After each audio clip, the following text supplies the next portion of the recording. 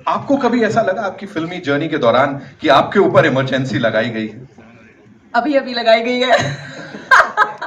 मुझे अभी अभी मेरे पीआर टीम ने कहा हुआ है कि we will not open it to media. आपको बोलने की आजादी नहीं है, सोचिए। So I Anupam ji said no no open it to media. ये हमारे दोस्त ही हैं, हमारे मित्र ही हैं, यहाँ इमरजेंसी लगाने की जरूरत नहीं है। तो I think will open it. And Kangana ji उन्होंने सबको बता दी ये बात। जोरदार तालियां फॉर दिस टीम। नमस्कार दोस्तों, ये जो वीडियो अभी अभी आपने देखा है जिसमें कंगना रनौत जो कह रही हैं वो भी आपने सुना है। ये बताता है कि आज फिल्म इंडस्ट्री में सितारों की क्या हालत है, फिल्मी एक्टरों, डायरेक्टरों और प्रोड्यूसरों की क्या हालत है, कैसे वो पीआर के इशारों पर नाचते हैं। अब ये तो चलिए कंगना रनौत है, वो सारी बातें जो है बेबाकी से बोल जाती हैं, वो किसी की परवाह नहीं करती हैं, तो उन्होंने बता दिया। इस इवेंट में शांति स्वरूप त्रिपाठी जी मौजूद थे। अब उनके परिचय की मुझे लगता है आपको जरूरत नहीं है, हम लगातार कार्यक्रमों में आ रहे हैं। शांति जी सीनियर जर्नलिस्ट हैं बॉलीवुड के। तो शांति जी, क्या वो मोमेंट आया जब कंगना ने ये कहा कि भाई पीआर ने जो है कहा कि मीडिया से बात ना करें, और इसके क्या मायने निकाले जाने चाहिए? वास्तव में ये हम लोगों को ये पता था कि सिर्फ ट्रेलर लॉन्च होगा और एंकर अपना जो सवाल जवाब करेगा, उसके बाद कोई प्रेस कॉन्फ्रेंस मैंने पत्रकार सवाल जवाब करेंगे ऐसी कोई सुविधा नहीं है। ये बात हम लोगों को समझ में आ रही थी। हाँ, इमरजेंसी के ट्रेलर रिलीज की बात है, ये 2 दिन पहले जी। ये फिल्म इमरजेंसी का ट्रेलर लॉन्च था जी जी जी सिनेपोलिस अंधेरी में जी। तो अमूमन आजकल हो ये रहा कि हर फिल्म के ट्रेलर लॉन्च में एंकर ही सवाल जवाब करता है, पत्रकार को सवाल जवाब करने का मौका मिलता नहीं है। बिल्कुल। और वहां जो माहौल था उसमें भी ये बात साफ हो गई थी कि शायद पत्रकारों को सवाल जवाब नहीं करना है। अचानक ठीक है, अनाउंसमेंट हुआ कि भाई पत्रकार सवाल जवाब कर सकते हैं। ठीक। और ये तो इससे थोड़ी सी लोगों को लगा ये क्या होगा। उसके बाद एंकर ने कहा कि भाई कंगना से कि आप जो कुछ कहना चाहते हैं आप पहले आप शुरुआत करें, फिर सवाल जवाब होंगे। तो जब कंगना ने शुरुआत की तो कंगना ने शुरुआत में ये बात कही कि भाई इमरजेंसी लगी। हाँ जी जी। और हमें कोई इरादा भी नहीं है और ये सलाह खासकर उनको खेलने ही दी है कि भाई इमरजेंसी नहीं है, पत्रकारों को सवाल जवाब का मंगाती है। ठीक तो उससे ये समझ में आया कि कहीं ना कहीं पीआरओ ने उनको मना कर रखा था। वो तो साफ साफ बोली कि मेरे पीआर ने मना किया था बात करने से। हाँ। लेकिन उसके बाद उन्होंने एक बात और कही जी। हाँ, उन्होंने पीआरओ को कटघरे में फिर से खड़ा किया। मैं फिर पीआरओ बिरादरी को उन्होंने कटघरे में खड़ा किया। कंगना राउत ने कहा कि भाई हम डरे हुए इसलिए थे या हमारे मन में डर था कि हमारी जो फिल्म है इसको सबोताज करने की, इसको बर्बाद करने की हर तरफ से कोशिश हो रही है। कुछ लोगों ने अपने अपने पीआरओ को बाकायदा इसी काम के लिए रखा हुआ कि किस तरह से इमरजेंसी फिल्म को खत्म किया जाए। ठीक। लेकिन फिर भी अनुपम जी ने कह दिया है तो मुझे भी कोई इतराज नहीं, हम बात करने को तैयार हैं।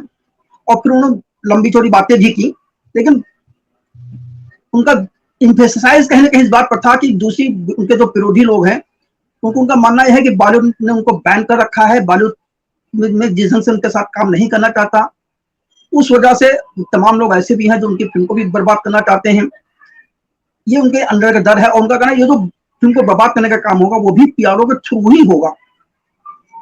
बाकी जो दूसरे लोग हैं वो किसी न किसी प्यार की मदद ही लेंगे ऐसा काम करने के लिए। तो अल्टीमेटली उनका ये था कि सारे लोग जो है आजकल बॉलीवुड के वो पीआरओ के कहने पर चलते हैं, जैसा पीआरओ कहेगा वैसे ही करते हैं। और ये पहला मौका नहीं है जी। एक फिल्म आई थी मेरी क्रिसमस, बिल्कुल, उसमें साउथ के एक्टर आए थे विजय सेतुपति। जी हाँ। प्रेस कॉन्फ्रेंस में विजय सेतुपति से जब किसी पत्रकार ने सवाल पूछा, लंबी बात होगी, पुरानी बात होगी, पूरा याद नहीं मुझे जी। तो सेतुपति जो जी है जो सोचते रहे कहने क्या है ना कि जब मैं यहाँ आया तो मुझे 10 लोगों ने मेरे दिमाग में 10 बातें भर दी हैं और मुझे उनको फिल्टर करके कोई बात कहनी है। अब मैं सोच नहीं पा रहा हूँ क्या क्या फिल्टर करूँ, क्या कहूँ। तो वो भी सारा पीआरओ की ही तरफ था। भाई उन्होंने भी ये बात कही थी कि पीआरओ ने मुझसे कहा है। जी जी। विजय सेतुपति ने नाम किसी का नहीं लिया। ठीक है। 10 लोगों की बात की उन्होंने। अब वो पीआरओ भी हो सकता है, प्रोड्यूसर भी हो सकता है, डायरेक्टर भी हो सकता है, लेकिन जिस ढंग से वो इशारे कर रहा था, देख रहा था, हाव भाव से उसे लगा कि ये सारा खेल पीआरओ का ही होगा।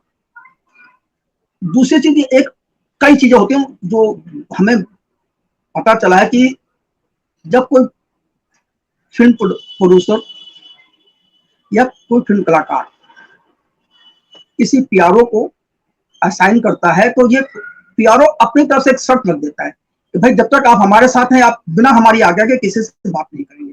ओह, ये तो बड़ी बात तो है। मतलब यदि ये सच है, यदि इनका एग्रीमेंट हो रहा है, तो ये प्रोड्यूसर और कलाकार की मानसिकता की बात है, वो क्यों गुलामी स्वीकार कर रहे हैं? ऐसे उनकी क्या मजबूरी है कि वो किसी भी पीआरओ की शर्त को मानने को तैयार हो जाता है कि बिना उनकी परमिशन लिए वो आप किसी अन्य पत्रकार से बात नहीं करेगा।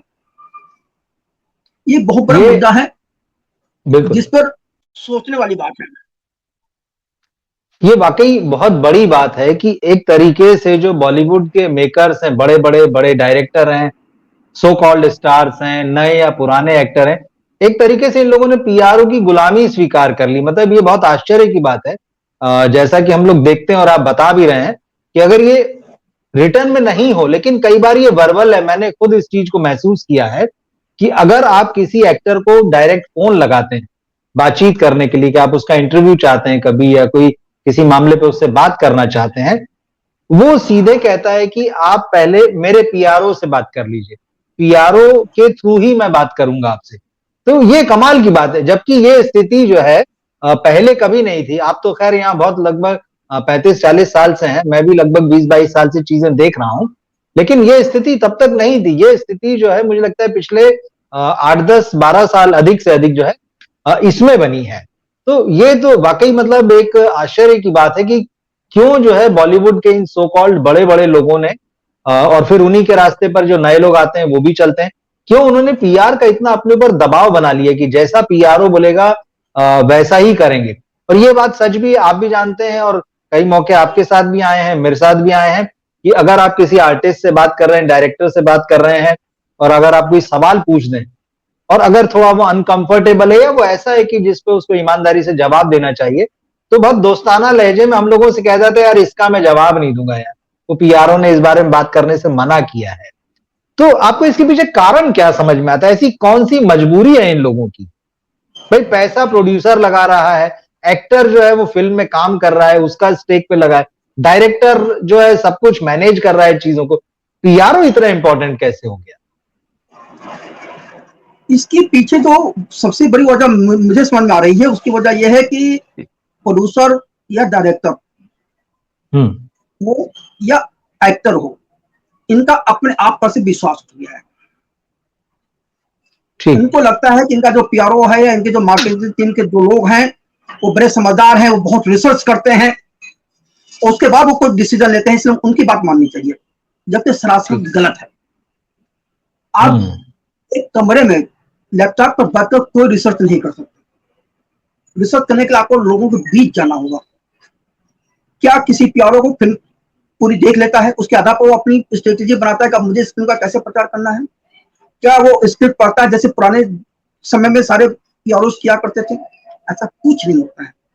और दूसरी चीज, आज की तारीख में एक नई चीज हो गई है कि जो फिल्म पत्रकार है, वास्तव में जो फिल्म पत्रकारिता से जुड़े रहे हैं, उनकी अवहेलना करके पीआरओ उन लोगों को आगे कर रहा है जो इन्फ्लुएंसर है और उनके आगे पीछे घूमता रहता है। क्योंकि ठीक बात है, पीआरओ भी मेहनत नहीं करना चाहता।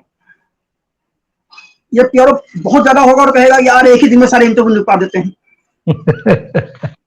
ठीक बात है। क्यों भाई? क्योंकि कलाकार चाहता है।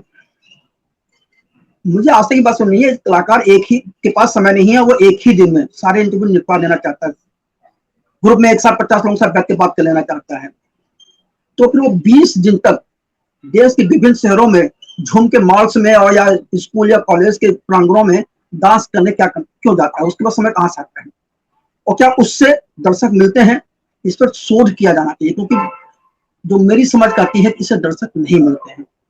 ये पूरा राजनीतिक दलों वाला मसला होता है कि राजनीतिक नेता जब चुनाव के लिए वोट मांगने के लिए भाषण देने जाता है तो भीड़ जमा हो जाती है, और भीड़ कैसे जमा होती है और यहाँ कैसे जमा हो रही है, ये भी बीच में एक अखबार ने खुलकर लिखा कि कैसे जी लोगों को पैसे देकर फैंस के नाम पे बुलाया जाता है, वो सारी चीजें होती है जो कि कभी देखने नहीं जाता। तो अल्टीमेटली नुकसान देखिए, पीआरओ को कोई नुकसान नहीं है, पीआरओ ने अपनी जेब भर ली, आपके पैसे पर, आपके खर्चे पर उसने दूसरे शहरों में घूम लिया, दूसरे होटलों में, 5 स्टार होटल में रह लिया, उसको क्या दिया भाई? फिल्म फ्लॉप हुई तो नुकसान निर्माता को होगा या कलाकार को हो सकता है, कलाकार का होता ही है, बिल्कुल होता है, बिल्कुल। कलाकार को हो सकता है कि फिल्म के असफल होने पर समझ में ना आए, लेकिन वो लॉन्ग टर्म में जब उसका जो इफेक्ट होता है वो बहुत खतरनाक होता है। तमाम ऐसे कलाकार हैं जो कि किसी समय अपने आप को स्टार समझते थे, आज उनके पास काम नहीं है।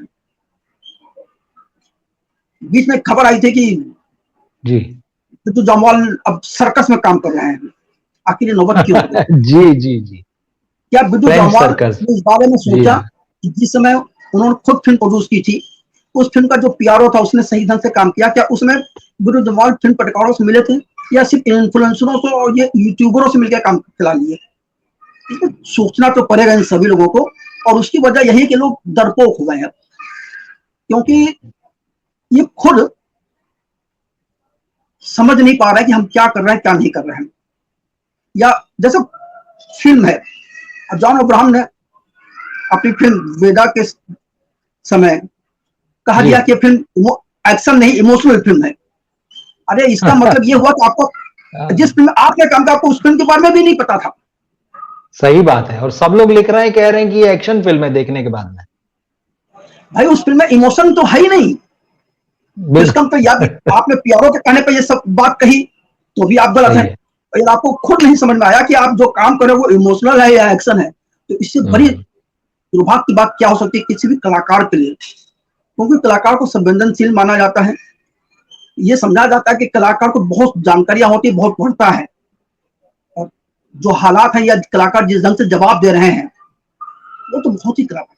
आप किसी भी पीआरओ से कहें भाई इस आर्टिस्ट से बात करा दो, अरे सर उसके बाद डेट नहीं है, अरे सर उसको इस प्रोड्यूसर ने मना कर रखा है, अरे सर उसने किया एग्रीमेंट। अरे क्या नाटक है भाई?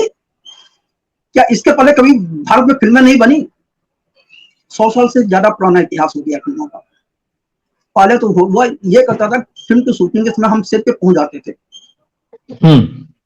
और एक साथ से दूसरे साथ के बीच में जो समय होता है उस बीच हम लोग कलाकार से बात कर लेते थे, कलाकार खुद से बात, बिल्कुल, और उसमें फिल्में चलती थी, सब कुछ होता था।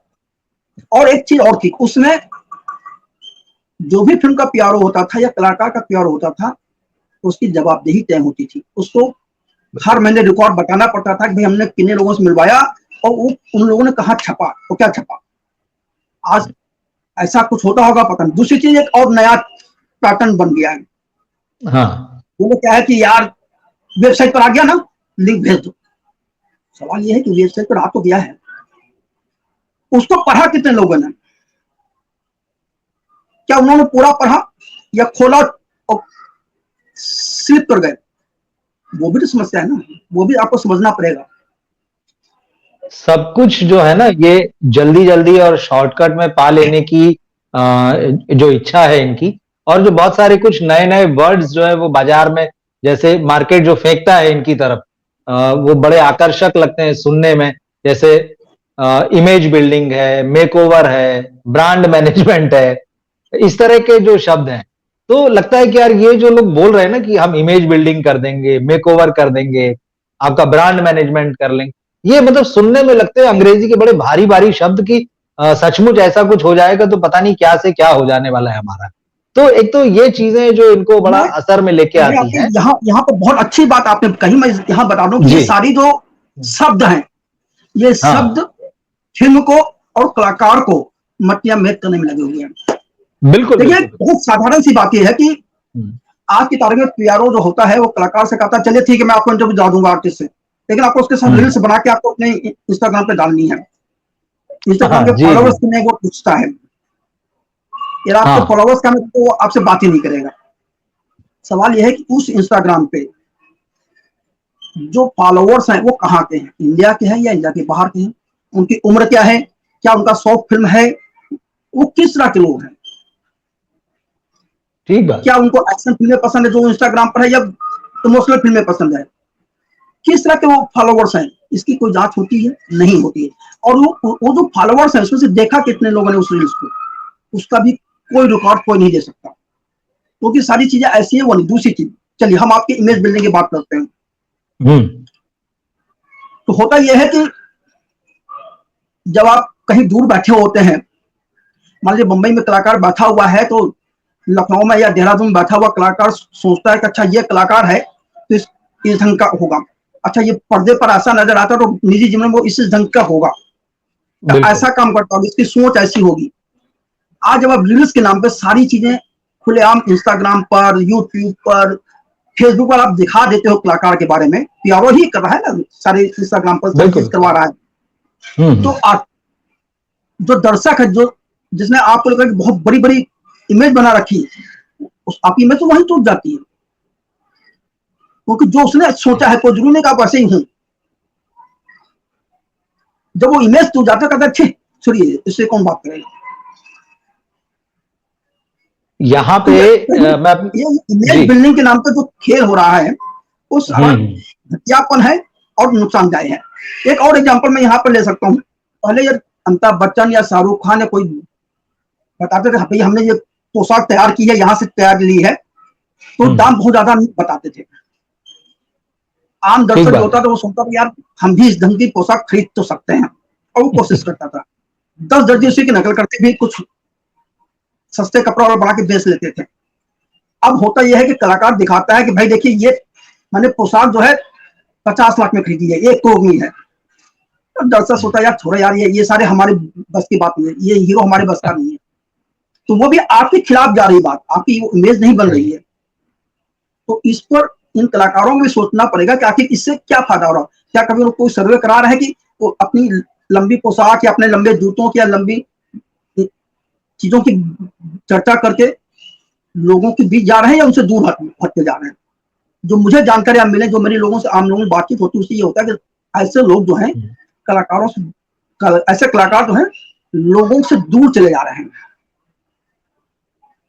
भाई ठीक बात है, बिल्कुल। हाँ, एक बहुत बड़ी एक और बहुत चर्चित रहने वाली एक्ट्रेस है उर्वशी रौतेला, ठीक, जिनकी एक फिल्म घुसपैठिया रिलीज हुई। एक हफ्ते में 1 लाख रुपए नहीं कमा पाई। और सोशल मीडिया की वो बड़ी स्टार है, हम सोशल मीडिया पर छाई जाती हैं, और वो करोड़ों की पोशाक पहनती हैं, वो उनके करोड़ों फॉलोवर्स है। तो आखिर क्या हुआ फिर? आपकी फिल्म पूरे देश में 1 लाख रुपए नहीं कर पाई, मतलब एक बर्थडे पर वो अपने बर्थडे पर वो सोने का केक काटती हैं। हाँ, तो भाई वो सवाल है, उसको आप प्रचारित भी करते हैं बिल्कुल, माध्यम से, लेकिन आपकी फिल्म तो कोई नहीं देखना चाहता। इसका मतलब यह है जो आपकी ये जो इमेज बिल्डिंग हुई है वो आपके लिए नुकसानदायक है। हाँ, हो सकता है कि कई किसी दूसरे तरीकों से आप पैसे कमा रहे हो जहां अभिनय का कोई रोल ना हो, तो बात अलग है। यहाँ मैं अपने दर्शकों से ये भी बताना चाहूंगा कि ये जितना इमेज बिल्डिंग का, ब्रांड का, मेकओवर का काम होता है, जिसको आप इंस्टाग्राम पे देखते हैं, फेसबुक पे देखते हैं या दूसरे प्लेटफॉर्म्स पे देखते हैं, जहां पर जो है आपको पता चलता है कि सितारा ये काम कर रहा है, उसकी डेली एक्टिविटीज जो है वो अपडेट्स हो रही हैं, वो आपके ट्विटर पे जवाब दे रहा है या इंस्टाग्राम पे जवाब दे रहा है, ये वो नहीं दे रहा होता है। आप विश्वास कीजिए कि वो इसके लिए एक टीम हायर करता है जो उसकी पीआर का भी काम करती है, जो उसके सारे पब्लिक रिलेशन को संभालती है। तो अगर कभी आपको लगे कि आपने इंस्टाग्राम पे उसके फोटो के नीचे कुछ लिखा है या ट्विटर पे कुछ ट्वीट किया, उसके नीचे अगर वो जवाब दे रहा है, तो निश्चित मानिए वो नहीं दे रहा है, उसने अपने जो पीआर का काम देखने वाली एजेंसी है उसको दे रखा है, और उसके बिहाफ पे जो है वो लोग बैठ के वहां पे जवाब दे रहे हैं। तो ये पूरा जो है एक पूरा नकली गेम है। वहां जरूर किसी छोटे शहर में या किसी बड़े शहर में किसी को लगता है कि अगर मैंने अपने फैन के लिए कुछ लिखा है, फिर उसके पलट के उसने थैंक यू कहा है, कोई हार्ट वाली इमोजी बना दी है या वैसा कुछ भी कर दिया है, तो उसको लगता है कि वाह आज तो मतलब मेरे फेवरेट स्टार ने मुझे जवाब दे दिया, और बड़ा गदगद हो जाता है। लेकिन ऐसा कुछ नहीं, वो देखता भी नहीं है, उसे पता भी नहीं चलता है, और उसके बिहाफ पे जो है ये उसकी टीम जो है काम करती है। इसके बाकायदा ठेके दिए जाते हैं, कॉन्ट्रैक्ट पे काम होता है, कोई किसी के लिए यहाँ फ्री में नहीं करता है। तो ये इमेज बिल्डिंग के नाम पर ये इस तरह का पूरा मार्केट बना हुआ है, और जैसा आपने कहा कि किस तरह के जो पीआर हैं, वो जो पीआर आप आ रहे हैं, आप देखिए मैक्सिमम लोग जो हैं, बहुत सारे, हालांकि यंग हैं या पुराने, उससे कोई बहुत फर्क नहीं पड़ता है। इसमें ज्यादातर वो लोग होते हैं जिनको सिनेमा की कोई समझ नहीं होती, बल्कि जीरो समझ होती है। वो आज कहीं से पास आउट होके निकलते हैं और कल किसी पीआर को एज ए ट्रेनी ज्वाइन कर लेते हैं, तो भी वो अपने आप को बिल्कुल मीडिया से बहुत बड़ा समझते हैं, और मीडिया के लोग जो है उनके इशारे पर नाचते हैं। मजे की बात यह है, तो उधर तो वो एक्टर, डायरेक्टर, सितारा जो भी है वो नाचता है, पीआरओ के इशारे पर मीडिया भी उतना ही नाचता है। तो स्थिति एक तरीके से दोनों तरफ के लिए बहुत खराब हो जाती है। इसमें मजे में सिर्फ पीआरओ रहता है, लेकिन नुकसान जो है वो मीडिया का भी होता है, क्योंकि उसके पास जो सही खबरें आनी चाहिए, उसके पास जो सही इंटरव्यू होने चाहिए, जो सही इंफॉर्मेशन होना चाहिए, वो नहीं है। बल्कि रिव्यू की भी बात है, अगर आपको, जैसे अब तो सब ओपन सीक्रेट है पूरा ये कि भाई रिव्यू भी मैनेज हो जाते हैं, तो मैनेज कराने का काम कौन करता है? ये एक्टर, डायरेक्टर, प्रोड्यूसर थोड़ी करता है। ये बीच में जो पीआरओ होता है वही मैनेज करता है। वो अपने, उसके कुछ फेवरेट होते हैं मीडिया में, जिनके अपने कुछ स्वार्थ होते हैं, तो उनके थ्रू जो है वो स्टार मैनेजमेंट जो रिव्यू में है वो चलता है। और एक और दुख की बात भी, हालांकि ये शांति सर आप भी ये मानेंगे कि मीडिया में बहुत सारे ऐसे लोग आज की तारीख में आ गए, बल्कि पिछले कुछ सालों से हैं, जो नौकरी तो मीडिया की करते हैं, लेकिन या तो वो किसी बड़ी पीआर फर्म में कोई ठीक ठाक जगह पा लेना चाहते हैं, या फिर वो किसी फिल्म प्रोड्यूसर या फिल्म कंपनी के यहां पर जो है वो अपने लिए नौकरी ढूंढते हैं। तो सच्चाई तो ये भी है। तो इस परिस्थिति को आप किस तरह से देखते हैं कि मतलब मीडिया में भी अब लोग ईमानदार नहीं है, और पीआर में भी वो सिनेमा के जानकार लोग नहीं है, लेकिन वो मार्केट भी नहीं जानते। मजे की बात ये नहीं, इसमें सिर्फ पीआरओ की बात ही नहीं है जी। तमाम एक्टर ठीक। जो एनएसडी से भी आए हैं या एफटीआई से भी आए हैं, उनके काम को देख के भी लगता है कि सारी चीजें भूल चुके हैं। ये बड़ी बात है। बहुत बड़े डायरेक्टर हैं, राइटर भी हैं वो जी। उनका किस्सा सुनकर तो मुझे बड़ा आश्चर्य हुआ था। अच्छा। उनकी फिल्म सेंसर बोर्ड में गई, तो सेंसर बोर्ड से जुड़े मेरे दोस्त जिसने उस फिल्म को सेंसर करने की कमेटी में था 4 लोगों की, उसने मुझे एक दिन बताया कि भाई इसको तो ये भी नहीं पता है कि हमारी फिल्म में कौन सा सीन जरूरी है, कौन सा नहीं जरूरी है। मतलब उस फिल्म का एक बहुत ही इंपॉर्टेंट सीन काटा गया, सिर्फ एक ही सीन कटा उसमें से। ठीक है। तो सीन को भाई क्यों ना काटा जाए? जब डायरेक्टर से पूछा गया, डायरेक्टर ने 45 मिनट तक अंग्रेजी में लेक्चर झाड़ा था, ये होना चाहिए, वो होना चाहिए, इस फिल्म में ऐसा था, वो किताब में ऐसा था, वगैरह वगैरह। लेकिन वो डायरेक्टर ये नहीं बता पाया कि इस सीन की हमारे फिल्म में क्या जरूरत है, तो क्यों भाई वो सीन कट गया। तो मुझे आश्चर्य हुआ था, मैंने कहा यार ऐसा तो नहीं हो सकता। फिल्म के रिलीज के बाद जब मैंने वो फिल्म देखी तो पूरी फिल्म जर्क लग रही थी, लग रहा था कुछ तो गड़बड़ है कहीं। तो मतलब आप सोचा कि ये डायरेक्टर राइटर को खुद नहीं पता है कि यार वो कोई सीन अपनी फिल्म का कितना इंपॉर्टेंट है, तो क्या करेगा। दूसरी चीज, अभी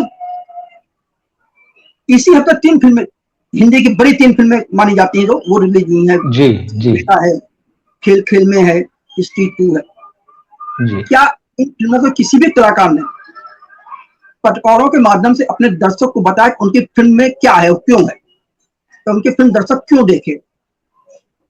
नहीं, क्योंकि वो जो भी है ना, जब तक आप पटकार के माध्यम से दर्शक से बात नहीं बताएंगे उनकी फिल्म में ऐसा क्या है जो देखना चाहिए, उत्सुकता नहीं जगाएंगे, तब तक फिल्म क्यों चलेगी। आप जितनी भी प्रेस कॉन्फ्रेंस होती है, चाहे ट्रेलर लॉन्च हो, चाहे टीजर लॉन्च हो, चाहे गाने का लॉन्च हो, फिल्म को लेकर के कोई चर्चा नहीं होती कि फिल्म क्या है। हम कहानी नहीं बताएंगे, हम किरदार के बारे में चर्चा नहीं करेंगे, वो आप सब फिल्म में देखिएगा। तो भाई आपकी फिल्म में ऐसा क्या है जो कोई देखने जाएगा? और जो चीज है वो भी आप क्लियर नहीं बता पाते हैं। जैसे कि स्ट्रीट 2 का एक गाना तुमने भारतीय वाला आज की रात बहुत पॉपुलर है, लेकिन फिल्म में तो आधे से भी कम समय में है, बाकी काट दिया गया। ऐसा क्यों हुआ? तो भाई दर्शक किस पर यकीन करे? सही बात है। ये सारी चीजें कहीं ना कहीं तो सिर्फ पीआरओ नहीं, सिनेमा को लेकर के मुझे लगता है कि सब अनबिग से होते जा रहे हैं, जानबूझ के, या ये है कि भाई ठीक है यार पैसा मिल गया, काम करो, चलते बनो। कहीं किसी को भी जिम्मेदारी का एहसास नहीं है। या यूँ कहें कि कोई गंभीरता से काम नहीं कर रहा है, और फिल्म सफल हो गई तब तो मैंने सफल कर दी, हमारी प्राइस बढ़ जानी चाहिए, और फिर असफल हो गई तो हॉलीवुड को ठिकरा थोप दो या फिर साउथ वालों को दे दो, भाई उनकी वजह से हमारी फिल्म नहीं चली। सही है, सही है। तो इन सारी वजहों पर इनको विचार तो करना चाहिए ना, और कम से कम इनको अपने प्यारों के साथ भी बैठ के डिस्कस करना चाहिए कि वो हमारी फिल्म को क्या समझ पाया है और किस ढंग से क्या लोगों को पहुंचाएगा, और उसके बाद फिर आप रिजल्ट मांगिए कि क्या हुआ, भाई दिखाओ क्या हुआ।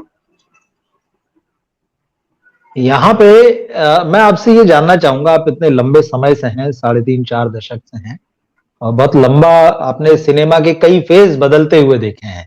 यहाँ पर ये जो 80s का दशक था, बल्कि आप उससे पहले से यहाँ पर है, तो पहले किस तरह से पीआरओ काम करते थे? पीआरओ पहले कैसे हुआ करते थे? आज के जब हम पीआरओ देख रहे हैं तो सो कॉल्ड कॉर्पोरेट हो गया है। कॉर्पोरेट के नाम पे मतलब जो है जो बुरा हाल है वो दिख रहा है, लेकिन पहले तो कॉर्पोरेट नहीं था, पहले इंडिविजुअल पीआरओ थे, और वो फिल्में भी संभालते थे, प्रोडक्शन हाउस के भी पीआर होते थे, आर्टिस्टों के भी पीआर होते थे।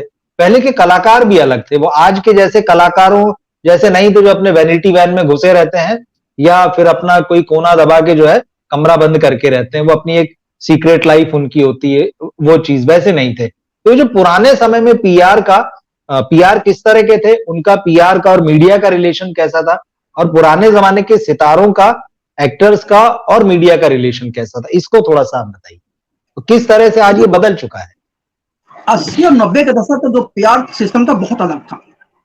अच्छा। पहली चीज यह कि उस वक्त फिल्म का प्रमोशन फिल्म के मुहूर्त के दिन से शुरू होता था। जिस दिन फिल्म का मुहूर्त होता था उसी दिन पूरी मीडिया को बुलाया जाता था और उस दिन से फिल्म का प्रमोशन शुरू हो जाता था। फिर जब फिल्म के कुछ खास इंपॉर्टेंट सीन फिल्माए जाते होते थे तब भी पीआरओ पत्रकारों को लेकर के सेट पे जाता था। ओके। प्रोड्यूसर, डायरेक्टर, एक्टर सभी समय निकाल के सेट पर पत्रकारों से बातचीत करते थे। जैसे एग्जाम्पल, जैसे गाने को शूट किया जा रहा है, रात में शूट हो रहा है, 1000 जूनियर डांसर बुलाए गए हैं, तरह तरह की लाइटिंग की गई है, महल सजाया गया, जो भी सारा चीज होता था वो पत्रकार देखता था और फिर वो अपनी शूटिंग रिपोर्ट में लिखता था कि भाई गाना फिल्माया जा रहा था, इतने लोग थे, ये था, इतनी लाइटिंग की थी। तो जब पढ़ने वाला दर्शक, जो दर्शक देखने जाने वाला था, वो पढ़ता था, पढ़ने पर वो अपनी कल्पनाएं करता था कैसा दिखेगा ये, अब वो ऐसा दिखेगा कि नहीं दिखेगा ये कल्पना करने पर वो फिल्म देखने जाया करता था। मतलब एक उत्सुकता जगी। अब वो तो सब है नहीं, अब तो उन्होंने सीधे गाना लॉन्च कर दिया, गाना देख लिया, लोगों ने सोचा यार जब यही है ना फिल्म में, इससे अच्छा क्या होगा। तो वहां एक ये समस्या है। दूसरी समस्या ये है कि कॉर्पोरेट सिस्टम नहीं था। आज एक पीआरओ के यहाँ 40 से 50 लोग काम करते हैं पीआर कंपनी में, सब एक दूसरे पर ठीक रख थोप देते, भाई मैंने उससे कहा था, उसने कहा था, उसने ऐसा कहा, क्योंकि उनको मालूम है कि कोई सीरियस मामला है नहीं, सब चल जाएगा, वो चल रहा है। तो पहले जब पीआरओ खुद होता था तो वो प्रोड्यूसर उसी से जवाब मांगता था और उसको जवाब, उसी को जवाब देना है। अब वहां तो ऐसा है नहीं, हाँ सर मैं अपनी टीम से पूछता हूँ, पूछते रहिए टीम से। मैं कह रहा हूँ कि एक उस वक्त पीआरओ जो है था उसको फिल्म की एक एक चीज पता होती थी, कहानी क्या है सबको पता होता था। आज के पीआरओ को नहीं पता होता, तो भले कहते हो मुझे सब पता है, लेकिन 2 दिन पहले किसी पीआरओ से कहा कि अरे फिल्म तो अच्छी बनी है, मैंने कहा आपने फिल्म देखी? बोले हाँ। तो मैंने कहा ये दर्शक के रूप में कह रहे हो या पीआरओ के तौर पर? नहीं मैं दर्शक की तरह बता रहा हूँ, मुझसे उसने कहा। और वो फिल्म इतनी घटिया है कि आप कल्पना नहीं कर सकते। इससे अंदाजा लगता है कि या तो उस पीआरओ ने देखी नहीं थी फिल्म या झूठ बोला, वो अपना पीआर धर्म निभा रहा था। तो सीधे कहो ना यार, आज पीआरओ में बात कर रहा हूँ, दर्शक की तरह नहीं बोल। तो ये लोग जो हैं वो आपको ही नहीं, पूरे कलाकार को, बिरादरी को, पूरे प्रोड्यूसर को, सबको धोखा दे रहे हैं। और अल्टीमेटली ये प्रोड्यूसर जो है अपने आप को धोखा दे रहे हैं, उसने किसी दूसरे की गलती नहीं माननी चाहिए, क्योंकि जब आप अंधभक्त है किसी के तो फिर क्या होगा। सही बात है। तो कॉर्पोरेट के कलाकारों, कारपोरेट के आने से जो सुविधा होनी चाहिए थी, जो सिनेमा को फायदा होना चाहिए था, वो नहीं हो पा रहा है। एक तरह की ट्रांसपेरेंसी आने की बात कही गई थी जी। एक चीज और बता दूं, बड़ी आश्चर्य की बात है, आज की तारीख में फिल्म कब बनती है पता नहीं चलता। बिल्कुल। पहले तो एक दिन की रिपोर्ट होती थी, स्टेट पेपर्स निकलते जिसमें पता चलता था कि भाई इस फिल्म की कितनी % शूटिंग हो गई है, इस फिल्म की मिक्सिंग हुई कि नहीं हुई, इस फिल्म की डबिंग हो रही है कि नहीं हो रही है, एक ही चीज की जानकारी स्टेट मैगजीन दिया करते थे, जो फिल्म वालों से जुड़े लोगों को मिलती थी, एग्जीबिटर डिस्ट्रीब्यूटर सबको मिलती थी। अब वो कोई सुविधा किसी के पास नहीं है। अचानक पता चला कि ये फिल्म बन गई, अच्छा ये रिलीज भी हो गई। और सही बात है। हमारे सामने एक बहुत कई प्यारो थे, अच्छे अच्छे प्यारो थे। एक राजू कालिया जी नाम का प्यारो था, बिल्कुल बिल्कुल। हाँ। वो एक समय में 300 फिल्मों का प्यारो सिर्फ कर रहा था। ओहो। तो उस समय फिल्में भी 4-4, 5-5 साल में पूरी हुआ करती थी। तो उन सारी चीजों को मैनेज कैसे करता था, वो अकेले ही करता था, कोई सहयोगी नहीं होता था उसमें। और ये वो जमाना था तो मोबाइल हाथ में नहीं थे लोगों के, हाँ बहुत वो से भी समझ बिल्कुल तो ठीक। फोन नहीं थे, लैंडलाइन भी नहीं थे, मतलब तब भी हर चीज जी मैनेज जी कर जी। लेता। आज की तारीख में तो सारी सुविधाएं हैं आपके पास, तकनीकी सुविधाएं से आप लक्ष्य है, मतलब ऐसी कोई सुविधा नहीं जो आपके पास ना हो। मोबाइल है, ईमेल है और सब कुछ है, फिर भी आप नहीं कर पा रहे हैं।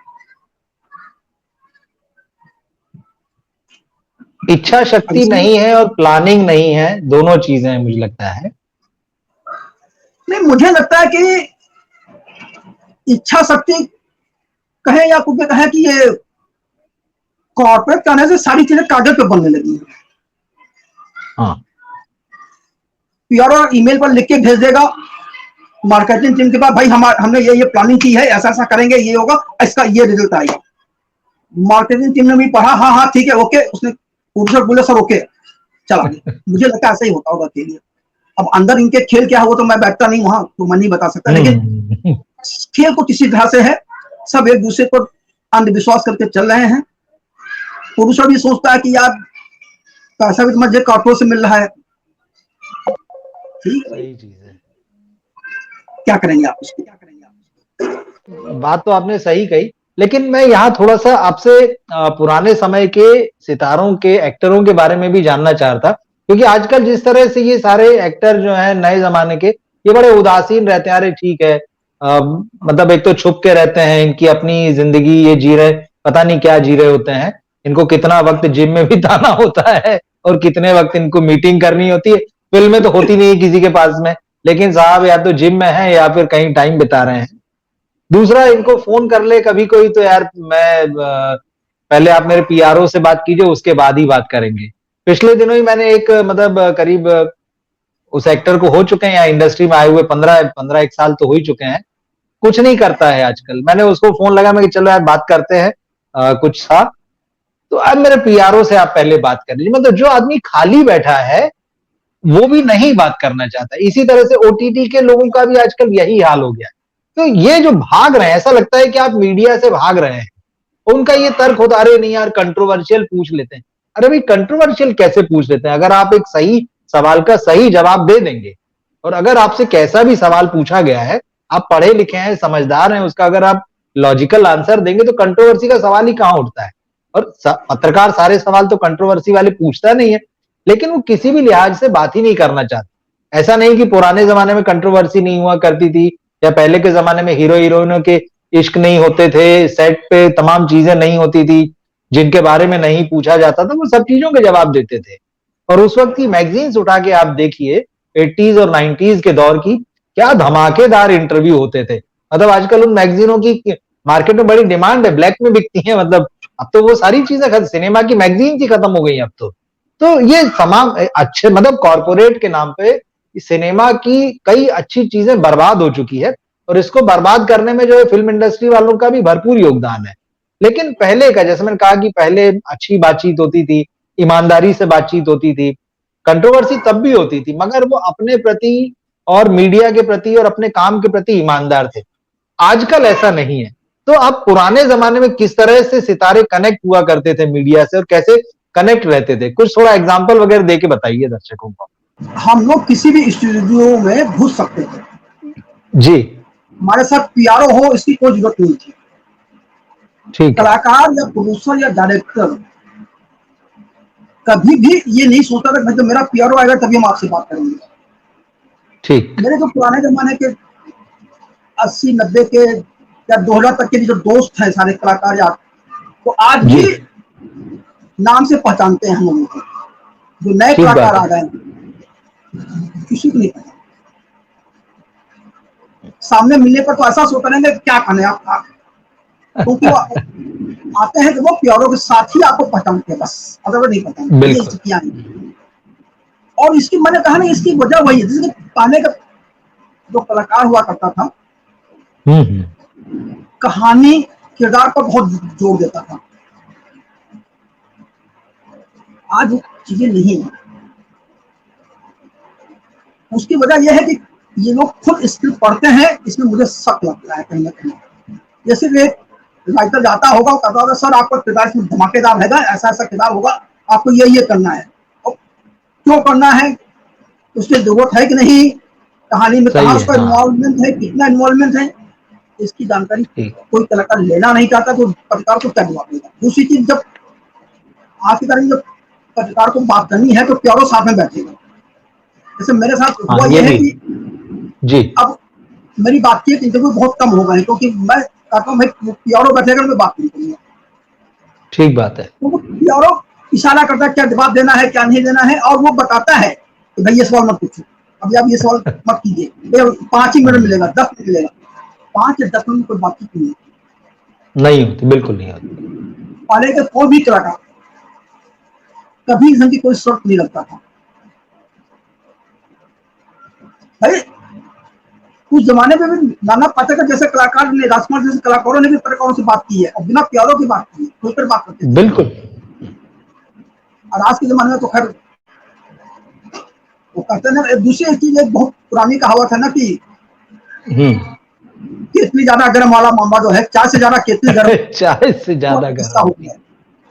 मतलब पहले के समय में अगर एक जर्नलिस्ट जो है वो किसी भी फिल्म के सेट पे पहुंच जाए या किसी भी एक्टर से मिल ले, डायरेक्टर से मिल ले, और सिर्फ इतना बता दे कि मैं प्रेस से हूं, उसे ये भी नहीं बताना पड़ता था कि वो किस ऑफिस से या किस बैनर से आया है। इतना कहना कि मैं प्रेस से हूं उसके लिए काफी होता था, और उसको समय मिलता था, उससे बातचीत की जाती थी। लेकिन अब तो स्थिति ये है कि बड़े से बड़े ब्रांड जो है मीडिया के, उनका बड़े से बड़ा पत्रकार भी चले जाए तो मतलब उसको पीआर किस तरह से ट्रीट करता है हम लोग खूब अच्छे से जानते हैं। अव्वल तो समय ही नहीं देता है, और कभी समय देता भी है तो उसमें 10 शर्तों के साथ में। और जैसा कि आप कह रहे हैं कि पीआरओ आजकल खुद इंटरव्यू में साथ में बैठता है, ये बहुत ही खराब चलन पिछले 8-10 सालों में शुरू हुआ है। मजे की बात यह है कि लोग अलाउ करते हैं, बड़े से बड़े बैनर के, चाहे वो हिंदी के हों, अंग्रेजी के हों या रीजनल लैंग्वेजेस के हों, जब वो वहां बैठते हैं तो वो बिल्कुल पीआरओ को नहीं टोकते कि भाई हम आप मत बैठिए, हम बातचीत नहीं करेंगे। वो भी उसको एक्सेप्ट कर लेते। तो एक तरीके से आप कहना चाहिए या तो ये उनकी कमजोरी है या उनकी मजबूरी है, दोनों चीजें हैं। तो कुछ एक तरीके देखिए से क्या है कि हाँ कुछ गड़बड़ियां मीडिया में भी हैं। जी। मीडिया में गड़बड़ी एक ये है कि सबसे पहले तो यह है कि जो प्यारो है, वो जो असली मीडिया है फिल्म का, हाँ उसको उसने हाशिए पर डाल रखा है। बिल्कुल। नए नए यूट्यूबर जिनको बात करने की तमीज नहीं है, जो कभी भी किसी से झगड़ सकते हैं, या इन्फ्लुएंसरों को भी शामिल कर लेता है बातचीत के समय। और उसके बाद जब बातचीत करने का मौका आता है तो कलाकार को खुद नहीं पता था मुझे क्या जवाब देना है, क्या नहीं देना है। तो खास बात यही कि कलाकारों में जो है आत्मविश्वास की बहुत ज्यादा कमी है, ये तो इस बात को स्वीकार करना पड़ेगा, क्योंकि वो ना तो अच्छा सिनेमा देखते हैं, ना वो अच्छा पढ़ते लिखते हैं। पढ़ने लिखने के नाम पे वो या तो वो विदेशी किताबें या सेल्फ हेल्प बुक्स जो भी होती हैं वो पढ़ते हैं, एक अजीब तरह की इनसिक्योरिटी से घिरे हुए रहते हैं वो हमेशा, तो पता नहीं कितने तरह के दबाव उनके ऊपर रहते हैं। वो एक समस्या सबसे बड़ी है। और फिल्मों के बारे में भी आप देखिए, हम और आप कभी भी किसी भी एक्टर से पूछिए कि आपने ये फिल्म देखी है क्या, अपने ही समय की, उसी समय वो तुरंत मना करते नहीं, हमने फिल्म नहीं देखी। आप किसी भी फिल्म का नाम दीजिए, वो फिल्म ही नहीं देखते हैं, पढ़ते भी नहीं है, तो स्वाभाविक है कि वो जवाब कैसे देंगे। नहीं, एक चीज और हो गई है, जी। हर प्रोड्यूसर, हर डायरेक्टर, हर एक्टर ने अपने इर्द गिर्द एक चौकस बना रखा है। ये चौकस उन लोगों को होती है जो वो बता दें नहीं सर आप ही सही हो, बाकी गलत है। ठीक। तो जब तक वो इस चौकस से छुटकारा नहीं पाएंगे तब तक इनका भला नहीं होना है। अब जैसे कि पिछले दिनों रोहित शेट्टी ने अपनी फिल्म के ट्रेलर लॉन्च में कहा जी कि भाई हमारा प्यारो कहाँ गया, उसका भी एक सीन है हमारी फिल्म में। हाँ, अब उनकी फिल्म में इसके अक्सर क्या रहते मायने हैं। थे वो तो वही बिल्कुल। जाने। सही है। दूसरी चीज होता यह है कि इन मीडिया की जो मैं बात करूं, मीडिया में गलतियां ये है कि जब पीआरओज ने लोगों से कहा कि यार हम इंटरव्यूज नहीं हो पाएंगे या प्रेस कॉन्फ्रेंस में आपको सवाल पूछने को नहीं मिल पाएंगे, सिर्फ 4 लोगों को मौका मिलेगा वगैरह वगैरह, तो जो असली मीडिया था, जो बड़े जितने भी जर्नलिस्ट हैं जो वास्तव में सिनेमा को समझते हैं, धीरे धीरे उन्होंने प्रेस कॉन्फ्रेंस में आना बंद कर दिया। अभी 4 दिन पहले एक फिल्म का प्रेस शो था, मेरे बगल में जर्नलिस्ट बैठा हुआ था, मैंने उसको पहली बार देखा तो मैंने यूं ही पूछ दिया उससे, भाई क्या नाम है, कहां से आए हो?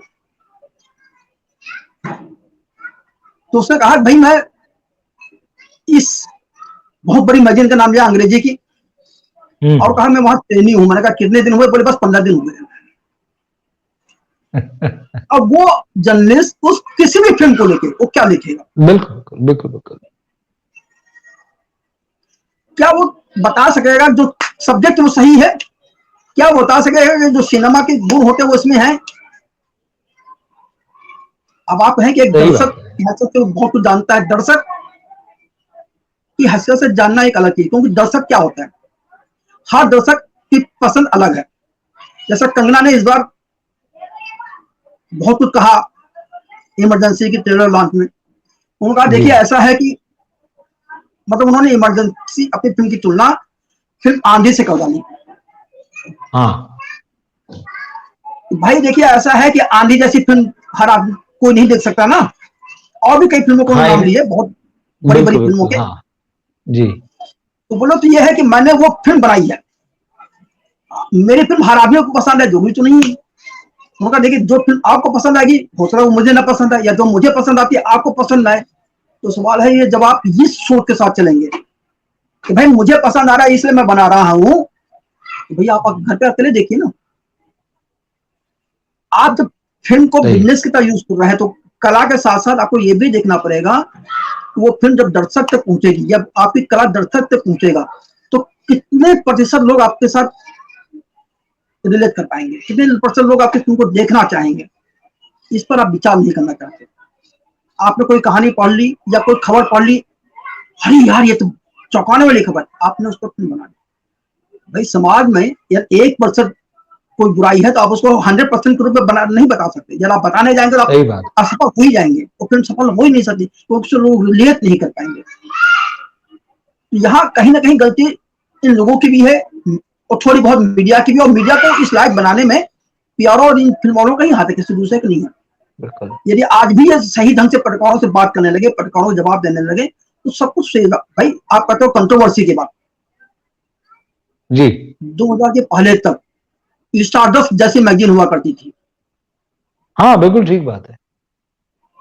सिर्फ स्टारडस्ट नहीं, इंडस में सिने पता नहीं कितनी मैगजीन थी जो सिर्फ गॉसिप छापती थी, और वो भी कलाकारों से इंटरव्यू लेके गॉसिप होती थी। कलाकार बाकायदा मैगजीन में नहीं बिल्कुल बात करता था, बड़े धमाकेदार इंटरव्यू हुआ करते थे, और वो इंटरव्यू बहुत विस्फोटक भी कई बार होते थे। बिल्कुल। तो वहां, क्योंकि वहां पीआरओ नहीं होता था, डायरेक्ट पत्रकार और कलाकार के बीच बातचीत होती थी, और खुल के बात करते थे कलाकारों से। तो क्या उसमें सिनेमा का नुकसान हुआ? नहीं, उस वक्त सिनेमा बढ़ा, सिनेमा का विस्तार हुआ। उस वक्त फिल्में 25 हफ्ते 50 हफ्ते चलती थी। लोग ये रिकॉर्ड बताते कि मेरी फिल्म 25 हफ्ते चली, लोग फिल्म बताते मेरा 50 हफ्ते चली। कुछ दिन पहले मैंने देखा कि जो शोले की जितनी टिकटें बिकी थी, उतनी टिकटें आज तक किसी फिल्म की नहीं बिकी। पिछले 10 साल में तो नहीं ऐसी कोई फिल्म आई जिसने उतनी टिकटें बेची हो अपनी जितनी शोले की टिकटें बिकी थी। आज तो 3 दिन का बिजनेस है। क्यों भैया 3 दिन का बिजनेस है? आपने सब कुछ सीमित कर दिया। सही चीज है। जबकि 140 करोड़ की आबादी में आपको 10 लाख दर्शक नहीं मिल रहा है फिल्म के लिए, तो कहीं ना कहीं ठीक आपको बात है। अपने आप गिरेबान में झांक के देखना पड़ेगा, कहीं ना कहीं आपको अपने प्यारों से भी सवाल करना पड़ेगा, कहीं ना कहीं आपको अपनी पूरी टीम से सवाल करना पड़ेगा, भाई हमने कहाँ गलती की है। इसमें कंगना ने एक बात और जो कही, जिसका हमने शुरू में जिक्र किया था, जैसे कंगना ने कहा कि बॉलीवुड में बहुत सारे लोग जो है मेरे खिलाफ षड्यंत्र रचते, तो सीधे तौर पर तो मीडिया में प्लांट नहीं करते। बात वही कि पीआरओ इसका मीडियम बनता है।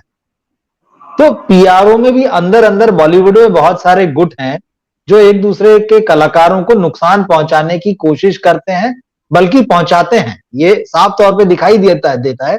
इधर वाले ये पीआर जो है उधर वाले का किसी खबर प्लांट करा रहा है, उधर वाला जो है इधर वाले का प्लांट करा रहा है।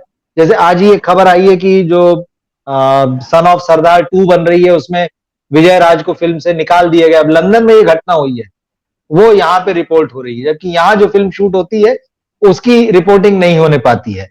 तो ये जो पीआर की आपस की राइवलरी है, जो कई बार जो बड़े सितारे भी एक दूसरे के खिलाफ जो है पीआर के थ्रू ये काम कराते हैं।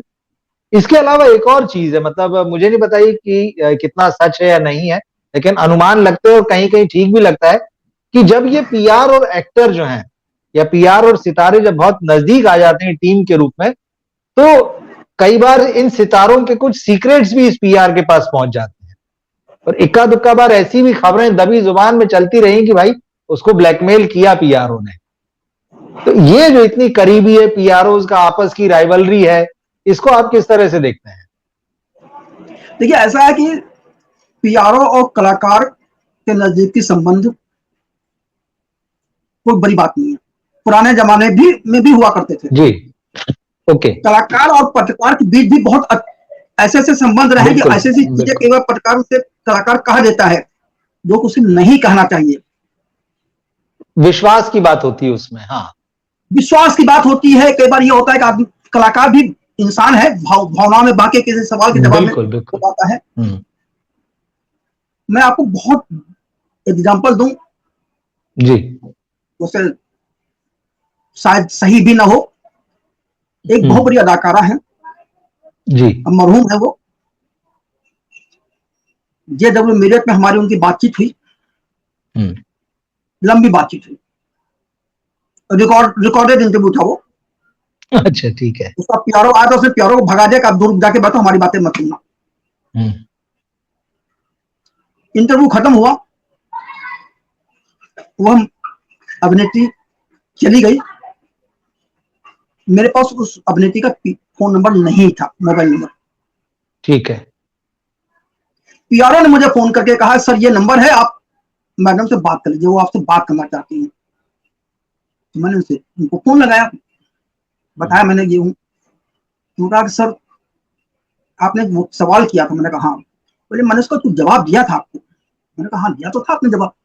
बोले आपको लगता है सवाल का जवाब सही है, उससे किसी को नुकसान नहीं होगा?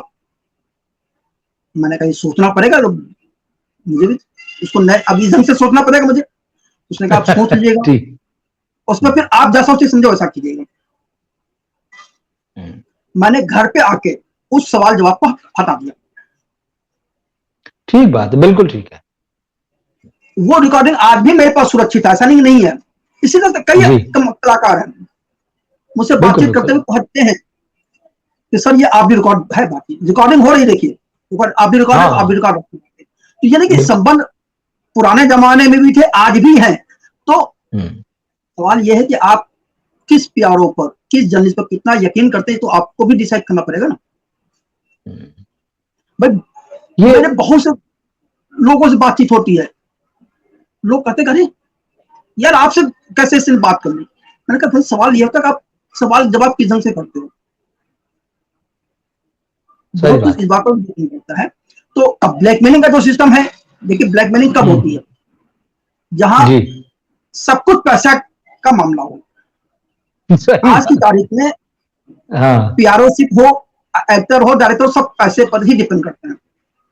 बट होता क्या है, जो मुझे खबरें मिलती हैं कि भाई इस कलाकार ने फला पीआरओ को 3 महीने के लिए रखा है, 3 महीने के बाद किसी दूसरे पीआरओ पर पहुंच जाता है। अब पीआरओ क्या करेगा? पीआरओ तो ये सोचता है 3 महीने की पेमेंट आने, 3 महीने पूरे हो, फुर्सत पर जाओ। सही है। और उस बीच अगर आपके किसी मसले पर झगड़ा होगा तो उसके पास आपकी कोई कमजोर नस्ल तो वो आपको ब्लैकमेल करेगा करेगा। बिल्कुल बिल्कुल। तो ये वाइस वर्षा है कि मतलब आप कहाँ कितनी बात कह रहे हो, क्यों कह रहे हो और क्यों नहीं कह रहे हो। अदरवाइज तो ब्लैकमेल करे ऐसा मुझे नहीं लगता करता है। देखिए ये तो भरोसे की बातें हैं, बिल्कुल ठीक बात है। हम लोगों के पास बहुत सारी बातें ऐसी होती है जब जर्नलिज्म में होते हैं या जब हम इंटरव्यू कर रहे होते हैं, बहुत सारी बातें जैसा आपने कहा कि हो ही जाती हैं। जब आप अच्छे से बातचीत करते हैं, उस आर्टिस्ट के साथ आपका एक कनेक्शन बन जाता है, तो वो एक म्यूचुअल अंडरस्टैंडिंग होती है, एक दूसरे को लेकर रिस्पेक्ट होता है। और मुझे लगता है कि हर अच्छा जर्नलिस्ट जो है वो कलाकार की जो प्राइवेसी होती है या जो उसकी बहुत ही दिल के करीब की बातें होती है, या जैसा आपने कहा कि उसको या किसी को नुकसान पहुंचा सकती, वो अपने अंदर खुद एक सेंसर रखता है और अपने विवेक का इस्तेमाल करता है। उसको किस तरह से लिखना है या नहीं लिखना है या उसको हटा देना है पूरी तरह से। ये भरोसा पहले था और ये अभी भी हो सकता है। इसमें ऐसा कुछ नहीं कि मतलब सब कुछ बदल गया है, लेकिन इस बदला बस सिर्फ यही है कि बीच में ये जो पीआरओ जो हैं, जिनको कि एक पुल की तरह काम करना चाहिए था, ये एक दीवार की तरह खड़े हो गए हैं और ये मीडिया इंडस्ट्री को और फिल्म इंडस्ट्री को दोनों को नुकसान पहुंचा रहे हैं। मजे की बात देखिए, मतलब कि अभी हम आंकड़ों की बात करते हैं, जो प्रोड्यूसर जो अपनी फिल्म के कलेक्शन के आंकड़े देता है, कई बार तो जो प्रोड्यूसर बता रहा है ये जो ट्रेड के आंकड़े आ रहे हैं और पीआर जो हमको दे रहा है उसी में बड़ा फर्क होता है। जैसे स्त्री 2 का ही एग्जाम्पल लें, मैं आपका रिव्यू भी पढ़ रहा था और मैं चीजें देख भी रहा था कि भाई प्रीपेड रिव्यू है उसका जो है 8 करोड़ कलेक्शन, दूसरे दिन जो है 52-54 का कलेक्शन है। इसको जोड़ दीजिए आप तो 60 के आसपास पहुंचता है। पीआरओ जो है वो 70-72 हजार रुपए देता है। पीआरओ हर तरह से मैनिपुलेट कर रहा है और वो मार्केट में मतलब मीडिया में उसने अपने कुछ लोग सेट कर लिए हैं अब, जो कि मेन मीडिया में ना होकर जो है वो सोशल मीडिया में है और वो उनके थ्रू जो है वो अपने आंकड़े जो है वो बाजार में डालता रहता है, एक मिस इन्फॉर्मेशन डालता रहता है, लोगों को भरमाता रहता है और उधर वो प्रोड्यूसर को समझाता है देखिए आपकी फिल्म को ज्यादा गर्म कर दिया। कायदे से वो नुकसान कर रहा है। देखिए होता क्या है, जब पीआरओ खबर आपको भेजता है कि भाई इसमें 78 करोड़ 19 लाख रुपए कमा लिए जी, और पत्रकार बिना उस सच्चाई को जाने पीआरओ ने भेजा और वो छाप देता है। और जब पाठक पढ़ता है, दर्शक पढ़ता है, तो सोचता है करे यार सिनेमा घर के अंदर यार 10 लोग थे, तो कलेक्शन कहां से आ गया। ठीक बात है, सही है। देखिए क्या हो गया, मैं आपको बताऊं, जैसे कि जी, बीच में मैंने किसी टीवी प्रोड्यूसर से बात की कि भाई एक जमाना वो था जब किसी भी सीरियल की टीआरपी 22 से 32 के बीच हुआ करती थी। हाँ ठीक है, बिल्कुल ठीक है। आज की तारीख में 2 के टीआरपी भी ले आना सीरियल वालों के लिए, किसी भी सीरियल के लिए मुश्किल हो गया है। तो उसने एक जवाब दिया मुझे, बहुत ही अनोखा जवाब था। उसने कहा देखिए तकनीक का मामला है। पहले टीआरपी के लिए 300 लोगों के घर पर मीटर लगते थे, उसमें से एक अनुमान लगा के लोग बता दिया करते थे। अब वो 50,000 लोगों के घरों पर मीटर लगने लगे हैं, तो उस हिसाब से अनुपात लग रहा है। बोले बहुत ज्यादा मैं जानता नहीं, लेकिन इसी ढंग से लोग काम करते हैं कुछ। अब आप बताइए क्या जवाब हुआ। सही है। तो पहले क्या हुआ करता था कि मैंने जैसे कहा कि बंबई में 5 फिल्म की ट्रेड मैगजीन थी टोटल। हाँ, और इनका रिपोर्टर हर गुरुवार की शाम को हर सिनेमा घर में पूरे देश में इनके रिप्रेजेंटेटिव हुआ करते थे और वो हर सिनेमा घर के मालिक पास जाते थे, उसे आंकड़े मांगते थे, भैया दे। वो बेचारा जो सरकार को देने का, जो जिस संस्था को देने के लिए आंकड़े की फाइल बना के रखता था, वो वही रोज कॉपी दे दिया। बिल्कुल ठीक बात। वो जो आंकड़े थे उन्हीं पर सब लोग यकीन करते थे। आज की तारीख में आप किसी भी सिनेमा घर से पूछते थे कि भाई उनके यहाँ कितना कलेक्शन हुआ, नहीं बताएगा। सही है। कहेगा भाई प्रोड्यूसर से पूछिए या डिस्ट्रीब्यूटर से पूछिए। क्यों भाई? तो जब ये दूरियां आई है, इसका अंदर कहीं ना कहीं आप कुछ छुपा रहे हैं। कहीं ना कहीं कोई मैनिपुलेशन होना है। वो मैनिपुलेशन किस हिसाब से होता है, कैसे होता है, इसका तो जांच कोई नहीं कर सकता। और जैसे कि यदि पूरी तरह से फिल्म इंडस्ट्री भी इंडस्ट्री की तरह मानी जाने लगे और सारे नियम लागू हो जाए, तो शायद कुछ सच्चाई सामने आए कि हर तरह की एजेंसियां जब उनकी जांच करेंगी तो चीजें सामने हो सकती आए, अदरवाइज तो नहीं। बिल्कुल। और शायद यही वजह है कि फिल्म इंडस्ट्री से जुड़े लोग भी इसको इंडस्ट्री दिलाने के लिए कोई पहल नहीं करना चाहते, सिर्फ हवा में बाजी कभी कर दे भाई इंडस्ट्री का दर्जा मिलना चाहिए। हाँ, क्योंकि इंडस्ट्री बन गई तो फिर बहुत सारे नियम कायदे लागू हो जाएंगे ना, यहाँ भी आपको चीजें तो खुल के बताना भी पड़ेंगी फिर सब। हो जाएंगे तो बहुत सी चीजों का जवाबदेह हो जाएंगे ना, जवाबदेह हो जाएंगे। बिल्कुल ठीक है, सब सामने आएगा लोगों को। सही है। तो कुल मिला के मामला ये समझ में आ रहा है कि स्थितियां फिलहाल जो हैं वो बहुत हद तक जो है मैनिपुलेटेड है हर तरफ से, और और कोई भी चीज बातों को जो भी सच है उसको सामने लाना नहीं चाहता। पीआरओ को और एक्टर को भी लगता है कि ठीक है, एक आड़ बनी हुई है, पीआरओ की जो आड़ जो है वो बनी हुई है, एक्टर को और प्रोड्यूसर डायरेक्टर को लगता है वो बनी रहना चाहिए।